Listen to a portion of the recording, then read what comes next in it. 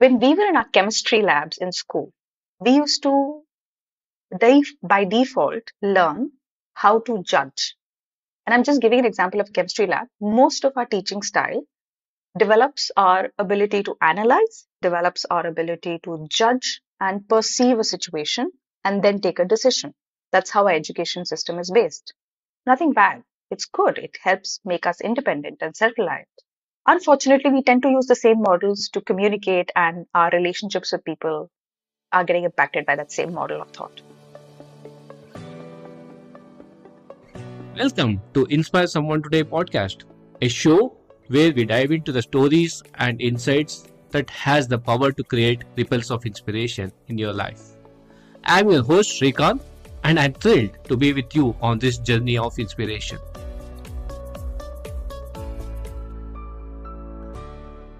Hello my dear listeners, welcome back for yet another episode of Inspire Someone Today. Communication is at the heart of everything. Any facet of life outside of work has that element of communication. It is the lifeblood of human connections.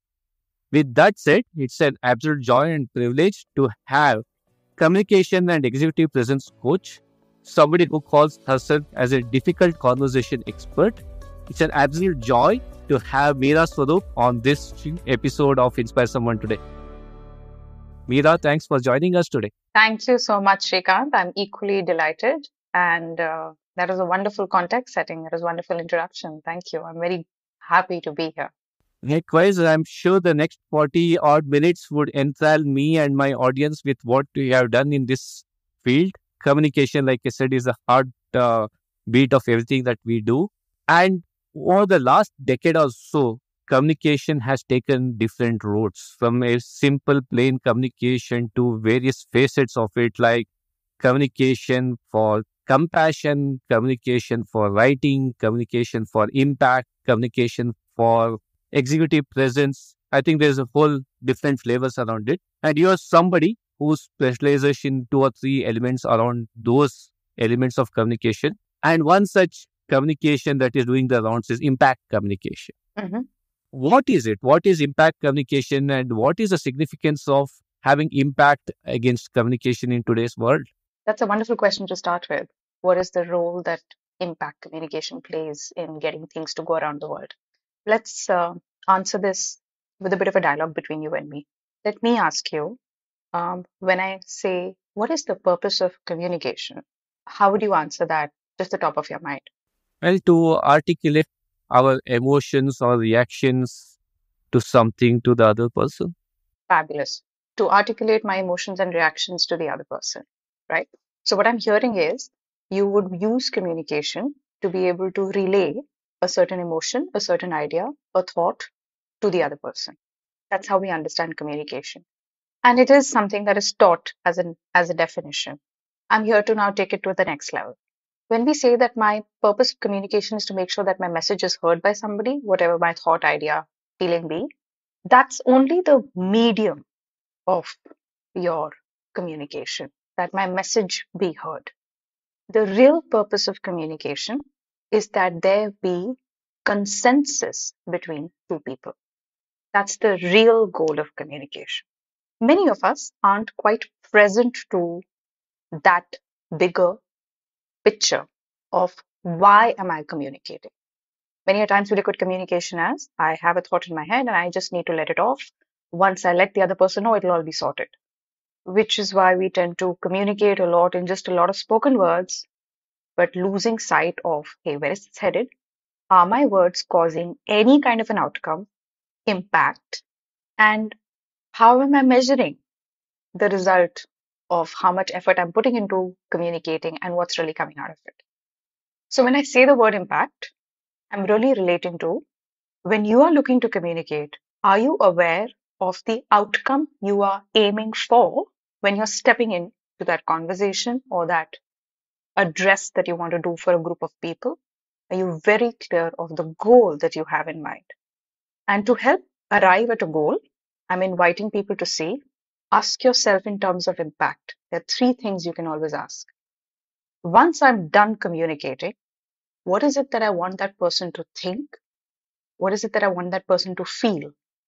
And what is it that I want that person to do? That's an impact.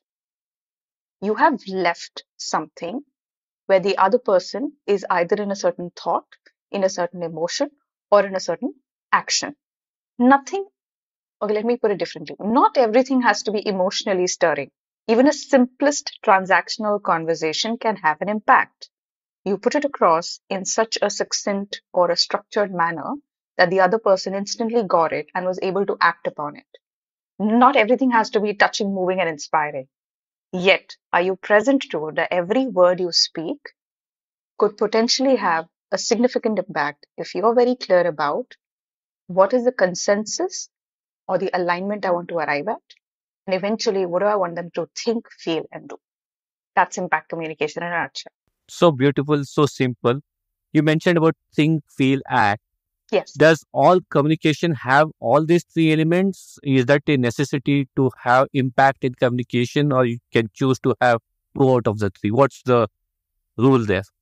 Oh, so it's certainly not, oh, I have to have all three. Not necessary. Sometimes it's like I only would want this task done and I don't want to overthink about this is the experience I want the person to walk away with. Especially when you're doing your regular, everyday, day-to-day tasks. You're transactionally speaking to people and you're getting things moving. The moment you identify that the situation at hand is at high stake, there is a sensitivity to the situation, or if the outcome is not in my favor, there would be a significant disadvantage to me, or the impact could impact many other things. Then, when you know the stakes are high, I'm inviting you to consider all three. Otherwise, sometimes a mentor or a teacher only has a conversation for you to start to get to only think. They're not injecting you with a feeling, they're not injecting you with some action. The literal action is think. So they ask you a question and they leave you with a series of questions, and all the job that you have to do is think. So it varies as per the goal of the communicator who is consciously taking responsibility of the impact, the outcome. I hope that helps. Yeah, it does. And building on that, Meera, how does communication in the current context, the way we operate in the world, in the families, at the work environment, help us in building trust, help us in understanding better, creating those healthy connections? What is and how does communication play a role in that aspect? Beautiful. I'm going to quote a few examples and a little bit of conversation from this book that I've really been enjoying because there are these two books and I'm quoting them in advance. We could have probably mentioned that in the end. But the two books that have really moved a lot of what I'm doing today is one called The Courage to Be Disliked. There are two authors. I'm remembering the first one. His first name is Ichiro. They're Japanese authors. The Courage to Be Disliked. And there is a sequel to the same book. It's called The Courage to Be Happy. And initially, I thought the book title was more about, oh, the courage to be disliked would talk more about overcome people pleasing and overcome this need to be liked by everybody and therefore follow your heart, etc., etc. Well, it does have a very tiny section of that, but it's deeply a book that speaks a lot on the Adlerian psychology. So there are very certain parts of psychology that people look at. One of them is Adlerian psychology. Now, when you're talking about how does communication play a role in building trust and a sense of cohesiveness between people, there are some beautiful mentions from this book about how for two people to operate in absolute confidence with each other, there would certainly need to be a lot of clarity of communication as well as intention for two people to operate cohesively with each other. That's extremely essential for them to be in whatever form they are operating. So when they have clarity of communication, that's one. I also said clarity of intention, that's second. The third is for two people to function cohesively with each other, what we significantly need is a sense of confidence between each other. Now, broadly, if you look at confidence, it's like, okay, so I joined this podcast today and I'm confident of Shrikant's abilities. I have had a conversation with him and I sense that this is something that he is born to do. This is something he's going to create for the bigger good of mankind.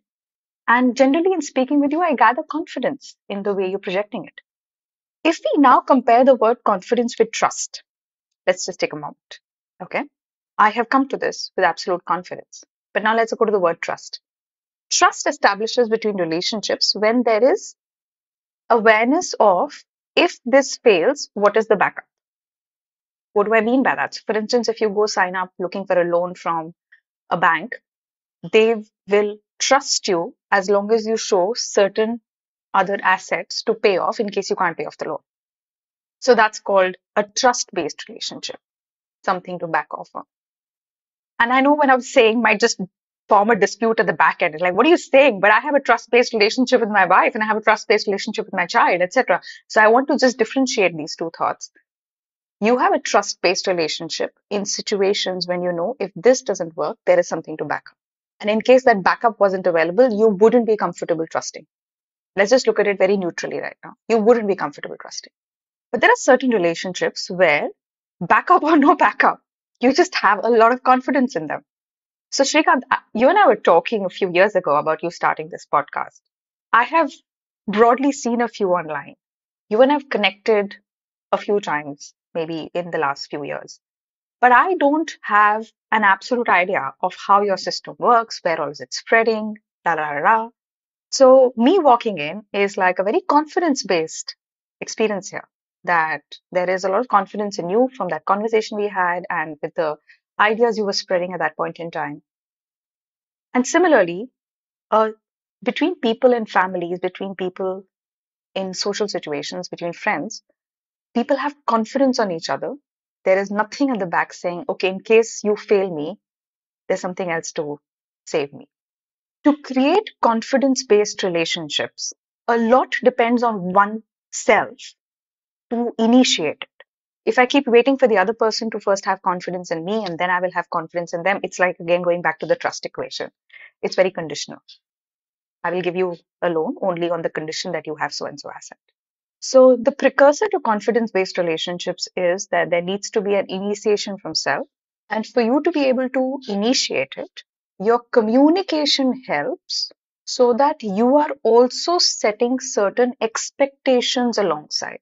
Now, what I just said might baffle you a little bit. Like, okay, we're talking about a confidence-based relationship, but our expectations, now expectations are also being mentioned. Isn't that now turning towards trust? Not necessary. So I wouldn't want to confuse you. If I would want to have confidence in somebody, and I have confidence in somebody, I would want to let that person know that I have confidence in them. And if there is anything additional that I'd like this person to do, sometimes we have confidence in people and they themselves don't have confidence in them. So I want to be asking them to do certain additional things that they have probably not even thought of. That's me setting expectations. That, hey, because I have confidence in you, I would like you to do one, two, three. Your communication is critical for you to be able to relay this confidence to the other person as well as be able to set expectations that would allow you to have this continued confidence in the relationship to keep growing. Relationships that lack confidence in each other over a period perish.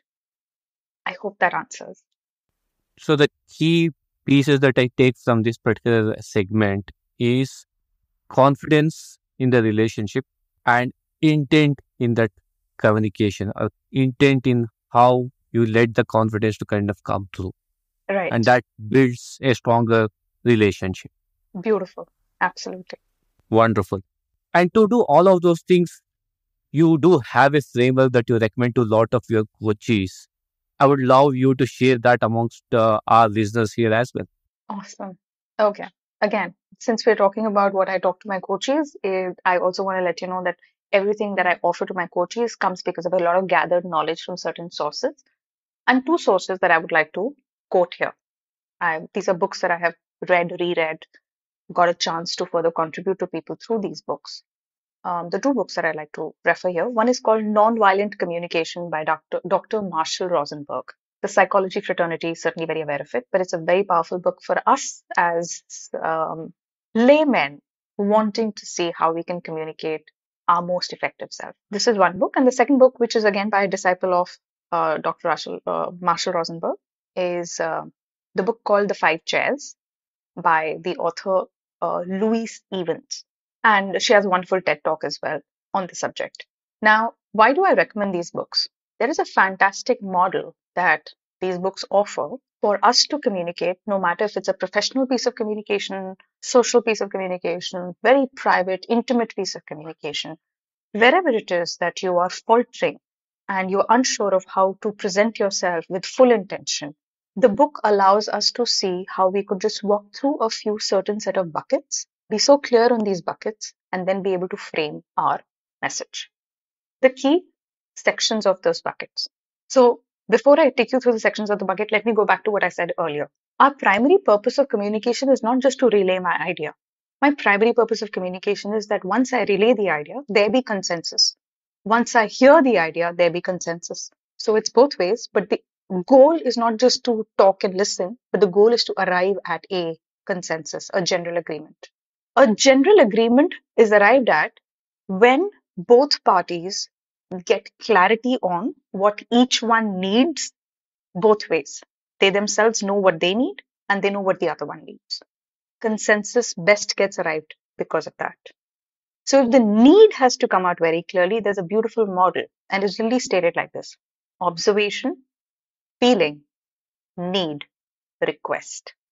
I repeat it for reference: observation, feeling, need, request. When we are structuring ourselves and we're talking to somebody about a situation, for instance, if there's been a difficult situation at work and you were expecting work to show up by an employee and you haven't heard from them as per the promised deadline of 10 a.m. today, and you already gave them an extension from 6 p.m. last evening, the email hasn't come to you yet. So at about 10:30, you're really boiling. And the first thing you want to do is you want to pick up the phone and snarl at the person. I haven't got the report yet. What the hell are you doing? How much more time do you really need to get this done? So the tone is speaking immense volumes about what you're really feeling. The words also can get very harsh. Instead, when we find a way to structure ourselves and we put it across as, hi, you and I had agreed upon 10 a.m. today, and I haven't got the report till now. So that's your observation statement. We agreed upon something, and I haven't got it till now. So these are like fact-based situations, very factual. And you put it on. I'm starting to feel concerned. That's your feeling. And I would like to have this report be submitted earliest to the client. That's your need. Please confirm, when am I receiving the report? Now, please confirm when you're receiving the report is a very essential part. It's called the request statement.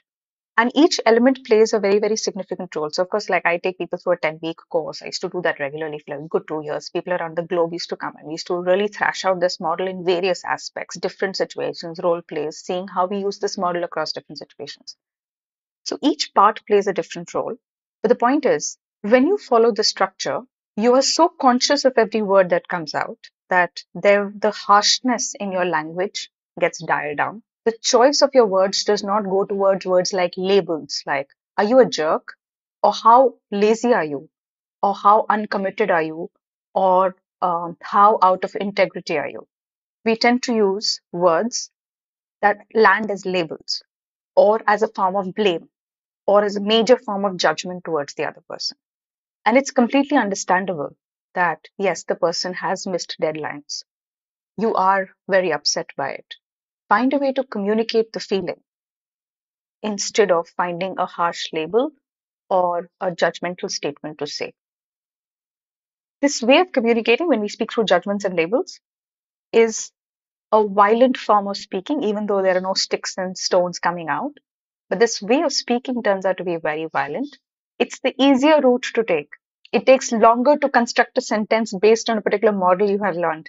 But it's an easier route to take to get violent and just say, get the F and get this work done. The conscious awareness one needs to come to is, am I communicating to just get my work done? Or am I consciously communicating to ensure that this person and I are aligned, not just for this conversation, but for ongoing interactions as well? Of course, it's easier to just violently speak and get what you need for a short term. Over a period of time, people realize I cannot keep speaking like this. It's draining for me. Some of them just surrender to, oh, this is how life is. This is how working is. This is how colleagues are. This is just how work style is. But it drains them internally. Psychosomatically, we discover a lot of other diseases developing. So that's a secondary zone.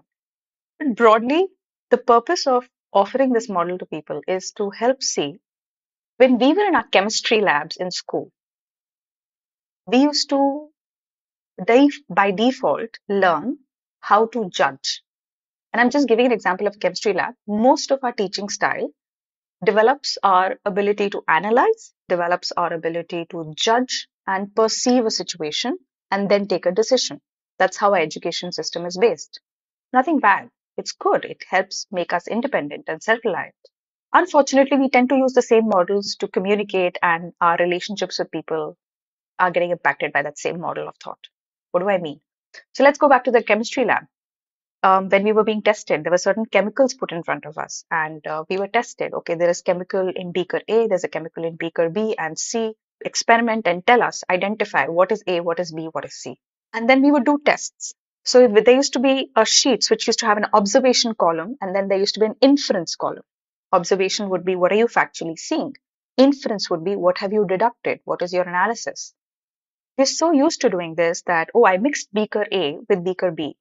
I mixed chemical from beaker A to chemical with beaker B, and I saw an effervescence. And as a result, I know that chemical A is dash and chemical B is dash. So we make inferences. Now, this is exactly what we do when we're working in the corporate or we're operating with people socially. I sent an email to my boss. I haven't got a response back in 2 days. It means he doesn't care about me. It means I'm not important enough. That person is just saying, I'm not, you could do better. I'm not happy with this job. He doesn't like me. He said, you could do better. I'm not happy with this job. But the meaning that you made is he doesn't like you. So these instant connections that we make is like such a strong pattern in all of us that to break out of it, we deliberately pull people to start to use this model. I hope that helps. Wonderful. How well you put it across. I think that's a great analogy, taking from chemistry lab to how we kind of infer that in our day-to-day workings. While the framework looks great, practicing it on a day in day out basis is what makes communication that much more easy and impactful. That's true. That's very true. Practice is significantly the most undisputed point there. Yes. And what do I have to say for people who say have been used to this kind of communication, it's working well for me, why do I need to practice in this format of communication? My first step is to be in complete acceptance of it, especially when one is, for instance, in a social conversation and they are like, hey, this works for it. This is how it is. This is how things operate. I'm the last one to challenge. I have no interest in giving them an alternate way of thinking unless the person presents themselves with an interest to learn. So, yes, I've had participants come in, and once they've started on the course, and they're like, Mira, I don't have the time to do this. It's easier for me to just like tell him, stop goofing around, get this done. And this politeness that you are offering is just not my cup of tea. And the question that I therefore ask them is, I'm curious to check. Let's just look at a few parameters and just a few superficial parameters to check how you're doing in your current role, in your current organization. How has your 360-degree feedback shown? How many employees are retained in your team? What is the attrition rate that you're dealing with? How many times have you had your clients come back to you for repeat business? Have there been opportunities you left an organization and two employees wanted to follow where you went? If you can measure these outcomes and place them like, okay, this is where I can see a certain sense of, I'm going to very briefly use the word loyalty. What I'm really meaning is influence. So there is this sense of devotion that a person develops towards you when you have a certain tactful, assertive way of pushing yourself forward. We are only asking them to dial down the aggression, yet speak what requires to be spoken to have their need be discovered, to have their need be communicated and need be met. That's usually the place where I ask them to look when they're like, hey, if this is working for me, like if it's working, let's see how well it is. It's sustainable or not. Fair enough. So before all of this started, Mira, the communication coach, the executive presence coach, what was the beginnings for Mira like? What was the personal journey? How and when did you decide to do what you're doing today? I'll give a lot of credit to my parents. both for the genetics as well as for the exposure, thanks to my father's profession, as well as. So I am a second generation army officer's daughter. And further, what has helped in shaping my communication is, I have to say, it's not necessarily just the English, but both my parents, they were hostel bred. And my mother was from Weinberg Island. My father was from the military school in Chael. And I would say that both of them had such spectacular, crisp ways of communicating that us as children, my brother and I, just by default absorbed it. Their crispness, their tact in their way of speaking was something that was just, we were floating in. The other aspect that I feel has contributed to who I am today, and I give significant credit to that, is thanks to my father's exposure and exposing us to the armed forces, traveling all over the country, the length and the breadth, traveling to various locations in India, staying there. I've changed 9 schools in 15 years of education. I promise you, I wasn't thrown out of any one of them. So it becomes a very, it's like a process for us to pack bags and move. And it's an understanding in our head that we're not really going to stay and our friends are going to be friends, but we're just not going to be able to hold friends together for the longest. And distances will come. Yet that gave us a certain orientation to how to just make conversations on the fly. We realize that the thing that helps us instantly form a connection with the new place that we come to is conversations. And I have seen fantastic examples of storytelling from my father, from my mother, from my grandparents. And early on, I didn't even know the word storytelling, but I think early on I picked up, ah, people just stop and listen when you tell a story. It just started to show, oh, this is what lights a room up. So I give a lot of credit to the upbringing, but at the same time, when I was walking my path in um, corporate, I did my bachelor's in biotechnology, master's in clinical research. I worked in the healthcare sector for 10 years. First 5 years I was in Johnson and Johnson, working with doctors on asthma, cardiology, oncology, clinical trials, and another 5 years heading the operations of a healthcare company. While walking this corporate journey, it started to occur to me that okay, I might have the privilege of a certain background, yet it's not necessarily that everybody who went through that background automatically imbibes this. I really got a chance to see this when I was in the forces that sometimes a boy or a girl joined the army, or they were either married into the army, or they were commissioned into the army, or they were born in the army. I got a chance to see that not everybody, but a few select, a boy would transform into a gentleman, a girl would transform into a lady. Not everyone, a select few. And it had nothing to do with their genetics. It had nothing to do with whose son or daughter is this. They were from some really far distant village you might have not even heard. But the moment this person got commissioned into the forces, he turned out to be way more refined in their conduct as compared to somebody who was born in the forces. So this was my opportunity to see that, oh, I thought it was all of my privilege of I'm born in the setup, so therefore I've imbibed it, and it's just your chance. It hit me hard. Gosh, this is learnable. I might have had the gift of privilege, but this is learnable.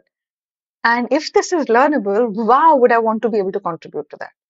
And hence the journey started through the corporate. That's when the awakening happened. Hey, I'm good at what I do. The clinical research business is great. I'm really gunning for is how can we help professionals create an impact? How can we help professionals gain influence in rooms that matter by shifting the way they communicate and present themselves? So the journey started with starting to corporate workshops, helping people one-on-one coach. It's now, of course, significantly evolved in the online world. That's quite in a nutshell what I do. Very interesting. While you kind of found your passion along the way, you also transform into many other aspects of it as well. So, how did you balance this element of honing your learning skills, honing your skills to do what you're doing? That's the transformative journey. You are now a clarity coach. Batch therapy is something that you practice as well. So, how did all of these come to? Okay, so I'd like to clarify. I'm an impact communication coach. I'm an executive presence coach. I work alongside a clarity coach. I don't call myself a clarity coach. I can help people gather clarity of their words, of the kind of communication, their intention that they're looking to communicate for a situation, for a relationship at work, socially, personally. So I work with the clarity coach. So that's not a title that I carry with myself. The transformation, gathering all these titles. I'll talk briefly about bachelor therapy. When we took you through the model of impact communication and we said, okay, I'm speaking about the Marshall-Rosenberg model for nonviolent communication, which is observation, feeling, need, request. I was already quite deep in this work and was finding my way to helping professionals be able to remind themselves of what they are feeling instead of just shuttling it in a bottle and putting it away and saying, hey, the corporate is no space to share your feelings. I was already in the process of awakening people to, hey, let's just please take a moment and check what are you feeling, and it's perfectly all right to relate. There is a certain power in being vulnerable, but not to the extent that you get taken for a ride. While these conversations were going on, I beautifully came across this science called bachelor therapy. And bachelor therapy, in a nutshell, is nature helping you overcome stuck thoughts, feeling, behavior. And when I say nature helps you overcome these stuck thoughts, feelings, behaviors, if this science was discovered in India, I believe it will be a part of Ayurveda. This science was discovered in the United Kingdom in the 1940s over a good period of 8 years. There's a gentleman called Dr. Edward Batch who had practiced significantly as a physician, as a homeopath, and then further into this natural science of bachelor therapy. His discovery is that there are certain flowers that have the ability to heal certain human emotions, behaviors, and thoughts.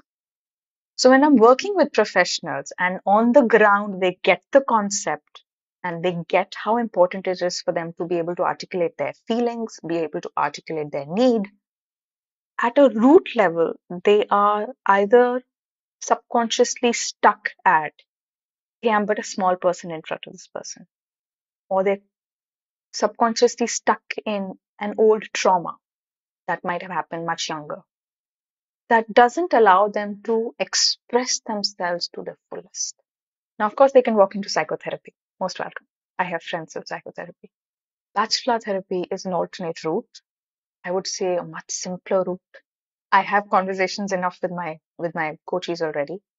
Yet the moment they get an opportunity to have bachelor, they feel a certain liberation with any feeling, thought, or behavior that they were stuck with. And that starts to get released. So there's a newfound self expression, there's a newfound awareness, there's a newfound peace. Sometimes it's like, oh, there's meditation in a bottle. That's the experience with Bachelor. So that's an interesting thing that I got to know today. Bachelor theory. We'll do a little more study on that particular piece. And that kind of plays well into the next piece of conversation that I would like to have with you. And this is about difficult conversations. So that was a nice segue of bachelor, hidden thoughts, hidden feelings that kind of comes to the forefront. And difficult conversation, by the word difficult itself, it makes it very difficult to talk about it. Why is it so hard? And what strategies one can adapt? One, to acknowledge that these are difficult conversations, and two, kind of get better handling those difficult conversations. Great. Let's just look at identifying a difficult conversations. A conversation. A difficult conversation is one which has high stakes. If the conversation doesn't go well, you could have the impact of losing something or something not working out in your favor, a disappointment, a sense of dissatisfaction at various scales. So it's a difficult conversation because the stakes are high. The second reason a conversation is difficult is you either anticipate or you know for sure that the other person doesn't experience you as an ally in that conversation. Either you don't experience that person as an ally or the other person doesn't. Any one of the parties, sometimes it's both, but at least one of the parties, at least regarding that subject, may not consider the other person as an ally. So when we begin working with people on difficult conversations, of course, we certainly use the structures that I already spoke of earlier, the observation, feeling, need, request. But a key thing that we work with or I work with our coaches is that inviting you to see how you could start to have confidence in the person you are going and speaking with. In other words, what can help you start to see this person as an ally? Many a times we already have a picture of the person we are going and speaking with. There's a certain image that we have. This is how they are. This is how they were in the past. This is what I know they will say for sure. These are the kind of acts they get involved in. We might sometimes have a very strong moral or a value-based judgment of them, which creates those barricades for us to even express ourselves vulnerably in front of them. So that brings me to the second aspect. If at first level we train them to overcome these judgments and start to see that person as an ally, the second thing that we want them to really come is be able to, while you're overcoming these judgments, really start checking in. What am I intending as an outcome? If they're very clear about what am I intending as an outcome, we further thrash it out. If this outcome is not achieved, what then? Like you want to be very, very clear about what then? What would be the impact if this outcome is not achieved? When they go with that clarity that if this outcome is not achieved, this is the impact on me, then the question we ask is, would you be comfortable putting this out vulnerably in front of that person that if you don't have this, this is where things get impacted? In some situations, people aren't comfortable telling the level of damage that's happening. Sometimes they just keep it external. They don't talk about the absolute damage to them. They talk about levels of damage here. So we say, okay, are you willing to be vulnerable? Why do we invite people to be vulnerable? And we train them that when you're being vulnerable does not mean the other person just road rolls over you. You're learning the tact and art of putting yourself out there vulnerably so that the other person experiences safety. That's the goal we are looking to accomplish so that the difficult conversation can happen in that environment. If the person experiences that place to be like a chessboard, or the person experiences this place to be like an unsafe space, if I say something, maybe I should get my lawyer here, that's an experience of unsafety. The first thing that we want them to establish when they're in the room is a sense of safety. Even if you have an ask and maybe the other person is of higher authority, yet there needs to be an experience of safety that can be established.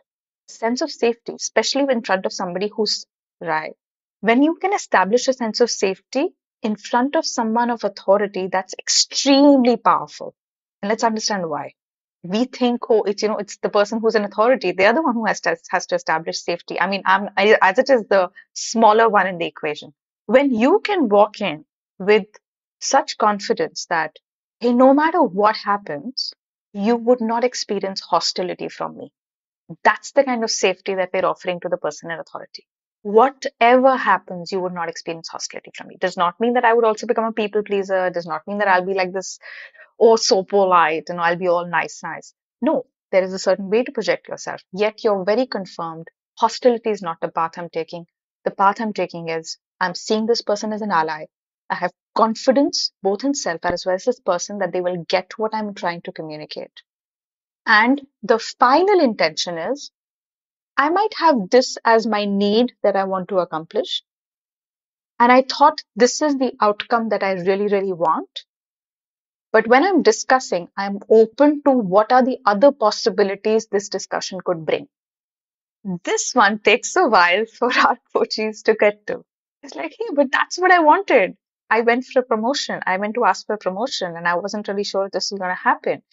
And now, like you're telling me that I'm going to look at other possibilities, it's like I would like you to just be open to what else can they offer if they can't offer an immediate promotion.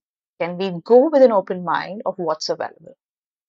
And while this is happening, what is the promise for the space of the promotion? That's an example that you could look at. I think this is a wonderful outlook of looking at those difficult conversation. What I want to forewarn a lot of our listeners is just by virtue of listening to this podcast, do not go out there and say that I'm ready, prepared to have a difficult conversation. It needs a lot of homework, lot of practice, and to a point where you feel confident and comfortable is when you can have those difficult conversations. Absolutely, absolutely. And I'm also sensing that there are some people who are quite good at it already. And this podcast would help open up and help them feel validated for certain things that they're already doing and start to feel empowered with, oh, hey, I'm already doing step 1 and 2 really well. Oh, I just need to crack step 3. So I'm hoping that it empowers them as well. Yes. And last bit of this, Mira, is how does one plan or play around with emotions? I think a big part of having the difficult conversation is emotion itself. Should I not? What if? So, how does one handle that series of emotions that is attached to this difficult conversation? Beautiful question, Shrikant. Just yesterday, I was in a workshop and we were walking people through this model. And I was working live with a senior manager at an IT firm. And she, at one end, is feeling this experience that she's one of, among many men, she's one of the few women around in that bracket. There are times when she wants to go speak to her manager, and in that conversation, for instance, she's looking for some support as well as for some information, and she has clarified to her in that she's when I'm speaking to her, she tells me, Mira, I was feeling irritated because what I needed was more information and more clarity, but I was also feeling hurt because I would like respect. And I said, okay, so before walking into the room, what was your need? It's like before walking into the room, my need was I was needing information, I was needing clarity, and I was also needing support. That was my real need. Like when you walked into the room, these further feelings came on and the need came on. The need for respect developed when you were in the room. She's like, yeah, that's what happened. So I helped remind her to check. There is a certain set of feelings and needs that we have that are a little basic for us. For instance, a certain basic human need is food, water, a place to stay, a home, a safe, secure environment.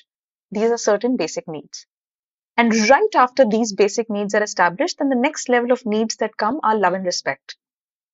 So they're very close to the basic set of needs. Then comes the next level of needs where we talk about support, clarity, blah, blah, and then the pyramid just goes up. So I help people understand that when you're walking into a difficult conversation, you will be one of the wisest people entering the room if you're very sure that you're not putting the expectation on the other person to respect you while you walked in with a different need. That clarity can dawn on us. We can be super clear that I will take care of my need. It's not like you will suppress it, you will bottle it, or you'll eat up your ego. That's not what I'm saying. It's very simple to understand that if I have a need, I have to find a way to accomplish it. If I'm hungry, I need to find food. If I am lonely and I would like company, I need to go find friends. If I'd like respect, I really need to find a clan of people where I respect them, they respect me.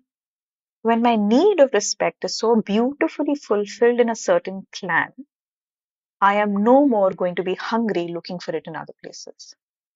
So identify in that moment that if you're feeling these needs come up, that means something back end wasn't addressed. So inviting everybody to do their homework before they walk in for a difficult conversation. So that's your feelings indicating to you what your need is. Like you asked, what's the role of emotions here? So the emotion indicated to you what your need is. And you need to put a little check note. Hey, I need to go fulfill that need and focus on my conversation here. The second thing that's significantly important is the role of emotions in that difficult conversation and how to leverage it. I'm not going to say play around with it, leverage it. 9 out of 10 times, when you're feeling something and your need is something and you're getting loggerhead stuck with that person in a conversation, it's like turning out to be a stalemate. It's just not moving. It's just not moving. 9 out of 10 times, that other person has the same need as you. For example, respect. For example, support. If you can land that, oh, this is what they need, then you need to find strategies. And I don't mean manipulative strategies, genuine, authentic strategies to find a way to have that person's need be fulfilled. Not bending backwards, not killing yourself, but just get it. If you're feeling and you're needing something in that conversation, 9 out of 10 times the person needs the same thing. Find a way to offer it. And the third most important thing, please don't see difficult conversations as a one time conversation, exit out. Difficult conversations can sometimes, actually, often be a series of conversations. It's perfectly okay to say, okay, I hear this is what you're saying. I hear that's what you're saying. Let's allow ourselves to think over this and come back. Let me come back with some more thoughts here. Come back. Have another conversation. Do a part two. Do a part three. It takes grit, but it's powerful. So wonderful. I think it definitely takes part two, part three of this conversation to go more deeper. This is so nice. I really my takeaway from this snippet is the feel versus need. That is so bang on. If only we can understand this lot more, put it in practice before having the difficult conversation, I'm sure you will get the outcome that you are looking for. The first of the part of three round, Mira, is what are three advice that you would give to your older self? You've always been whole and complete. Always. I'd love for the older self to know you've always been whole and complete. Even when you were younger, anyway, in mid path, always whole and complete. The advice I'd love to give to the older self is you've lived a life worth it. Please believe that. Everything you did, everything that happened, every moment of conversation, even the slightest mistake was worth it. That's what I would want to let the older one know. And I'd love the older one to also know, practice taking care of yourself more often. Ah, nice, wonderful. Good start, Mira. You did mention about a few books. Nevertheless, I will come back. I'm greedy about books. Three book or podcast recommendations to hone in communication skills for the audience. I highly recommend listening to Impact Theory. I see a lot of good value in the podcast by Tom Bellew. I am a big fan of Oprah. So the Soul podcast that Oprah hosts is the second one I'd highly recommend. And another person I'm extremely influenced by is this lady called Nicole LePera, whose books I have gifted much forward, who's authored the book called How to Do the Work. She's a psychologist and she works deeply with people for traumatic therapy, for being their most assertive self and being able to heal themselves. Very profound work. So, yeah. Okay. Good recommendations. Thank you for that. Three communicators that you admire and why? Oprah, she is outright a walking, talking empathy machine. She, in just her way of listening, can move people. And that power to not having spoken a word, yet having person fed their best self is, I think, a gift. So that's something I'm very impressed by. So certainly Oprah. Mm, Second person I'm very impressed by is Michelle Obama. It's not like I'm a female fan, but I'm really impressed with how candid, vulnerable, at the same uh, point, very responsible with what she's communicating. And she's very aware that she's inspiring people. She's also very aware that not everybody will fall in the same bucket as hers, and she's quite she owns it. I appreciate the way she presents herself and her book or her any of her interviews. And the third person that I find as a very powerful communicator is our current Prime Minister, Narendra Modi ji, for his ability to, I'm using the words again, he tends to really move people and starts to inspire them to think differently about a nation you might have felt a certain sense of resignation for. His, of course, the work speaks, and that's a different conversation. Yet, the ability to get people to think beyond what they imagined is very powerful. The think, feel, do aspect of it. Yes, precisely. Wonderful. Three micro experiments Mira practices to make communications impactful. Journaling. whenever I can get my hands on my journal, and my go-to question is, what is the heaviest thing on my mind? And when I really have nothing heavy on my mind, then the practice is, okay, what am I grateful for? These two questions can be the best micro experiments you could do with yourself. The second is, it's very powerful work. I hadn't done it in a while, yet I'm aware that it's very powerful. It's the work of mirror work.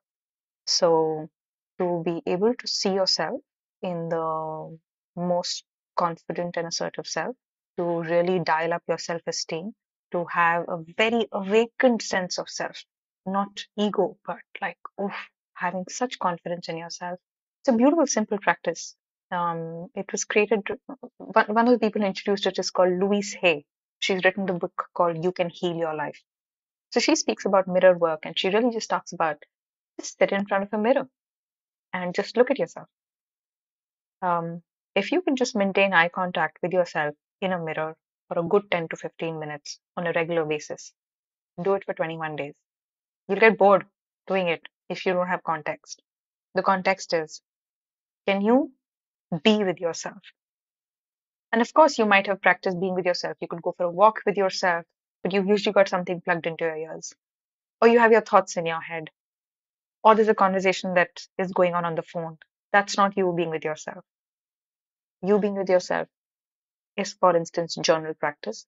But another stronger form of being with yourself is if you can just literally sit in front of the mirror and look at yourself in the eye and just continue looking. Of course, you might have a thought come back.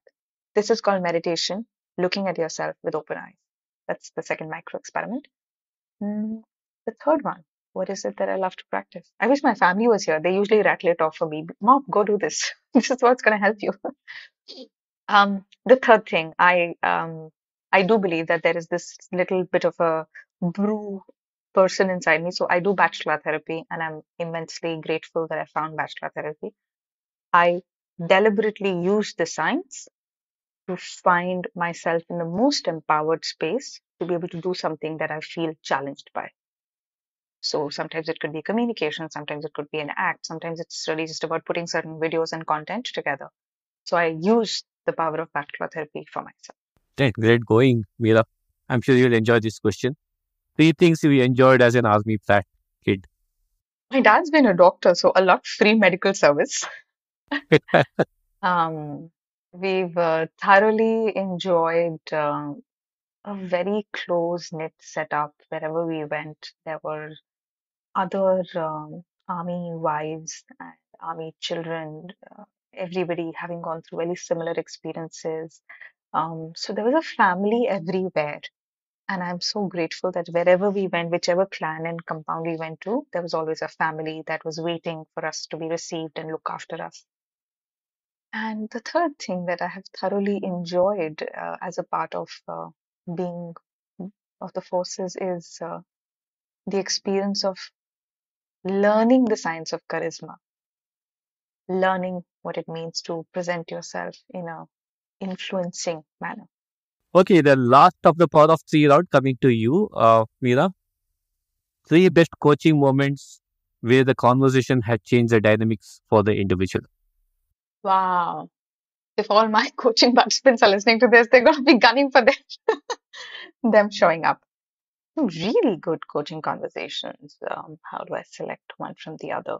Well, there was a wonderful coaching conversation where we were speaking with a very senior VP, and this was in a construction firm. And the person was in a very difficult space where two of its best employees were going to quit for certain compensations not being offered. And the VP was in a very tight spot of how to retain them. When we sat down and we had the conversation, I only spoke with the VP. The VP was empowered to go and speak to his team. But once the conversation was addressed and his request and his fresh promise to the team was brought up, the beautiful way in which he turned around their resignations and the sense of confidence that got created between them was so powerful that a year and a half later, when that VP quit, these two people followed him to the next organization. And I want to let you know this was not the promise that was made to them. This was not the promise made to them. Yet the shift in the relationship was significant from there. So that was wonderful. Still a beautiful outcome that we got to see. The second outcome was this lady who was wanting a promotion for a while, and she had been skipping, hopping, putting up her case to her employers to finally getting a chance to speak with somebody much senior. And she was scared that is she jumping guns, is she jumping levels? But a part of the work that we do is to help people network, help people bring other people on board with what their aspiration is, and to not necessarily hold themselves back. So her expression opened up, and how powerfully she was able to put her point forward and say, hey, this is what I would like, and I'm seriously looking for an opportunity. So I'm of course in communication with the manager, but if you're aware of anything else. And the senior gentleman really knew another department that could deploy her skills. And he instantly said, oh, I think there's a position available. You and I should connect. I'll speak to your manager. She was a little scared because she was worried the manager might think she had a skip level conversation. But it was beautiful how it all fell into place. The manager didn't take offense. The manager also further asked, like, oh, I did not know that you were looking for something in that. I mean, I would have gone out and looked for you. I didn't know you were looking outside. She's like, I was looking for a position. I'm open to go anywhere. So that was a lovely outcome that got created from there. And the third one, this is not exactly professional, but I am aware that there was a mother who had come for professional coaching, but as a result of the communication coaching that she picked up, um, she reinitiated communication with her son after 2 years. Son had left for college, and the parents were paying the bills, but the son wasn't speaking to the mother at all. And it was difficult for the mother, and she didn't quite know how to break that wall that had gotten built between her and him. Of course, there was ego that's there in all of us, but a lot of things were happening in unawareness. And once she confronted the impact of not having her son, she really confronted herself, acknowledged the impact. If things don't change, how would the future be? That shook her to the core. And that gave her the power to take certain actions where she owned up to all the places where she hasn't been available to him as a mother, or all the places where she hasn't lived up to his expectation. She only communicated and she acknowledged. There were lesser sorries, there was more acknowledgement of how hurt he is, there was more acknowledgement of his emotion. It didn't take one conversation, it took series, but the contact got initiated in that particular year. The son came home for holidays. So, yeah.